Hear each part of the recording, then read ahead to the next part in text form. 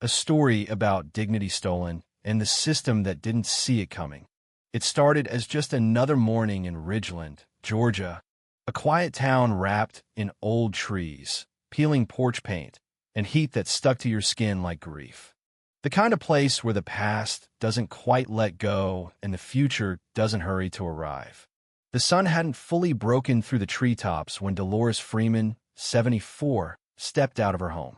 She wore a soft floral dress that fluttered in the warm breeze, a pair of spotless white gloves, and a pearl-colored church hat tilted just enough to remind the world she still had pride.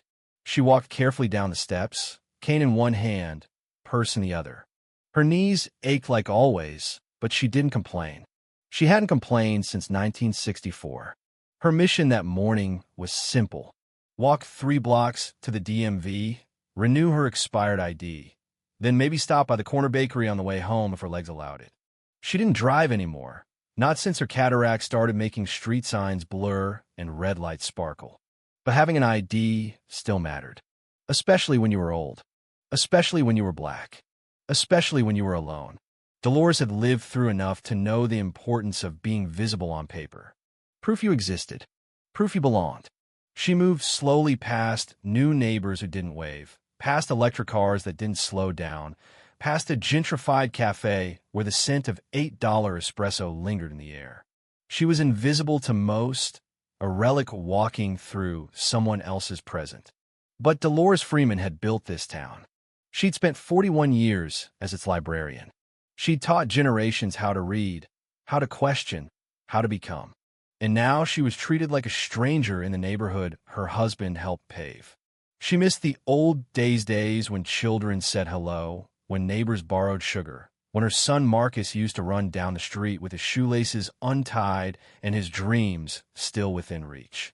That little boy who once slept curled at her side now had a title longer than most men's resumes, United States Attorney General, and he still called every Sunday, unless he was testifying before Congress, or speaking at The Hague, or leading a federal task force on domestic terror. But he always sent flowers for her birthday.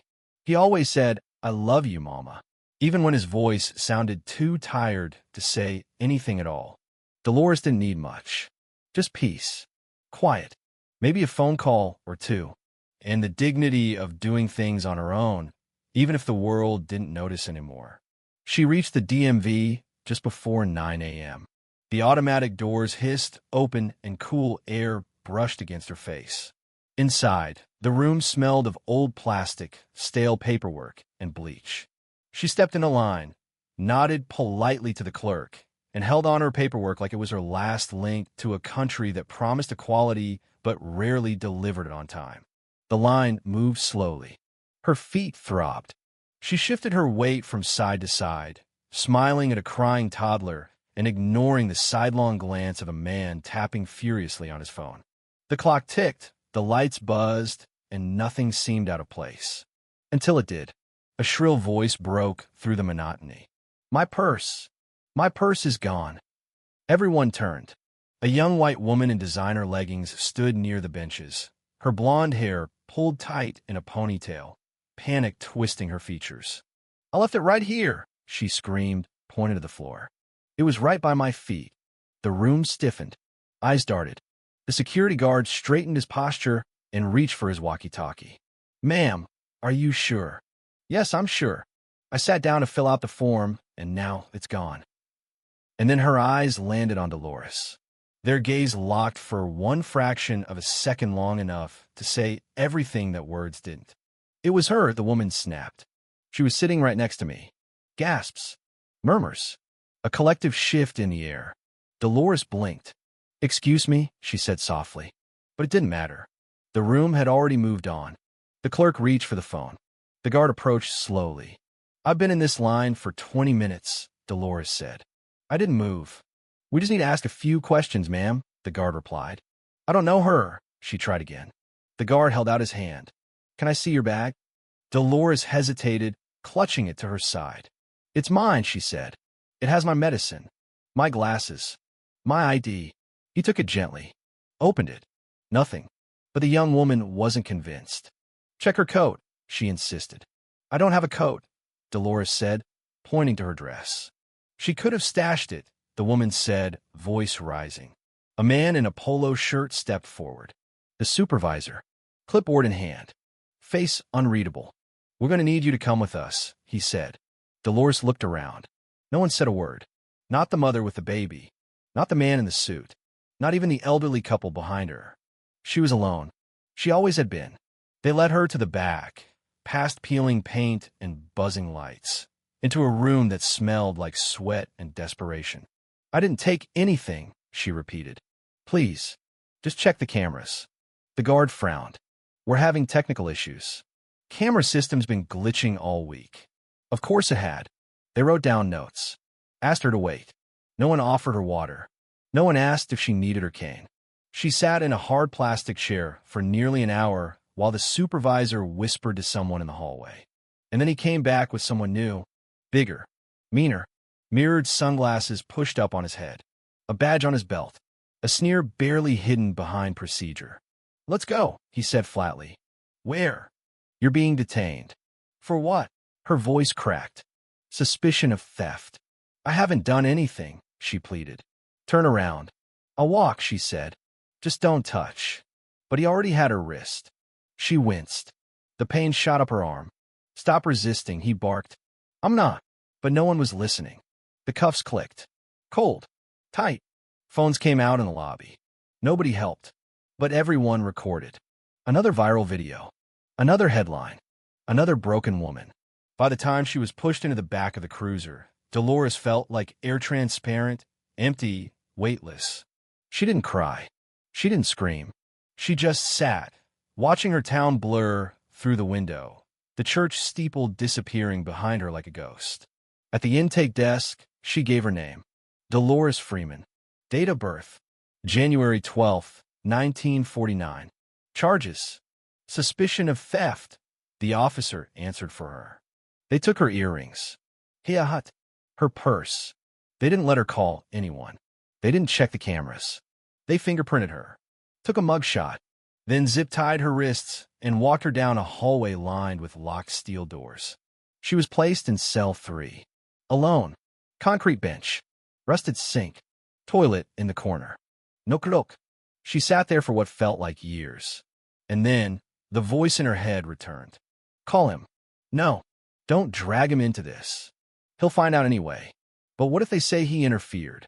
What if this ruins everything he worked for? She stared at the phone on the wall. A single call. That's all she got. She didn't want to use it. She didn't want her son to see her like this. But she knew one thing.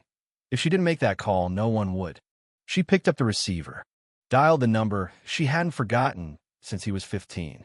Freeman, a voice answered. Deep. Sharp. She swallowed. Marcus. Baby. I need you. There was silence. Then, where are you? County Holdings Center. What happened? They think I stole a purse. Another silence. And then, in a voice made of thunder wrapped in silk. I'm coming. He hung up. 27 minutes later, the courtroom doors opened. Marcus Freeman, U.S. Attorney General. Navy blue suit. Tight jaw. Fire in his veins. He walked straight to the defense table and stood behind his mother. I'm here to represent Dolores Freeman, he said. The judge blinked. The prosecutor stuttered. Marcus didn't raise his voice. He didn't need to. I want the footage from the DMV, he said. There's no footage, the prosecutor said. Then we'll subpoena it federally. And the officers, and the judge, and the facility. The courtroom froze. A laptop was brought in. The footage played. There she was, Dolores Freeman, sitting quietly. Not near the woman. Not moving. And then clear as day a young man in a hoodie, crouching, slipping the purse away, walking out. Dolores never even looked up. Silence fell. The prosecutor looked sick. The judge cleared his throat. Charges dismissed, he said. Bang of the gavel. It was over. But wasn't. Because Dolores still felt it. The cuffs. The humiliation. The fact that none of it would have mattered if she hadn't been the mother of a man with power. She walked out of that courtroom quietly, Marcus beside her. Reporters swarmed. She said nothing. She didn't need to. Her story had already screamed. That night, the footage played on every screen in America. Headlines: Attorney General's mother wrongfully accused. Systemic bias exposed in Georgia court. Justice only found when power walks in. Dolores sat in her living room, tea in hand, her church hat on the table beside her. She didn't feel vindicated. She felt tired. Because she knew if she had been anyone else, if Marcus hadn't answered, she'd still be sitting in that cell, waiting for a system that never planned to save her. If she hadn't made that call, would anyone have believed her? If her son hadn't walked through that door, would the truth have ever mattered? Sometimes being innocent isn't enough.